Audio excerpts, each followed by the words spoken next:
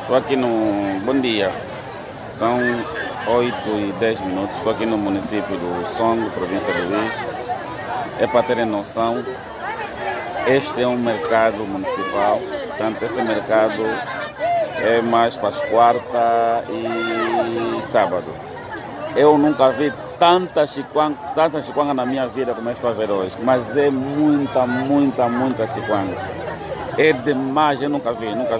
Honestamente falando, é impressionante.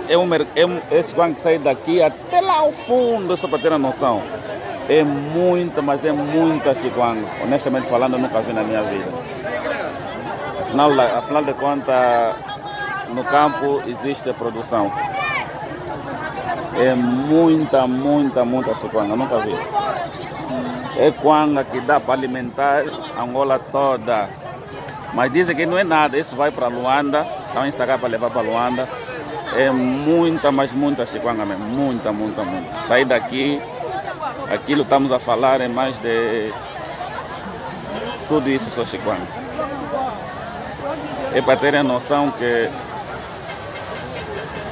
a fome é só em Luanda. Aqui, nessas zonas aqui, a fome está fora de hipótese. É só para terem a noção. Tudo isso que estão a ver aí, só chiquanga, isso.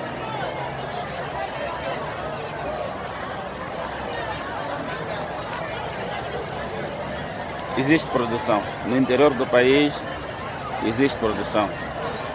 Tudo isso é só chiquanga.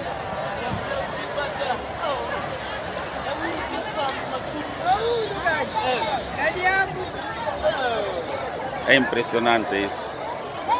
Super impressionante. É muita chiquanga aqui.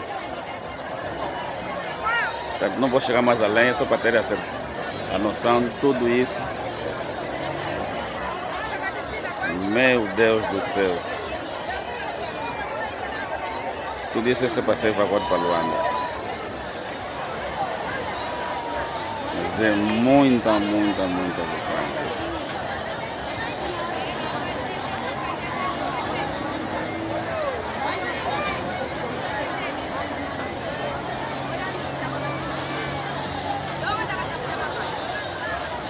Até lá o fogo. Bem haja produção nacional.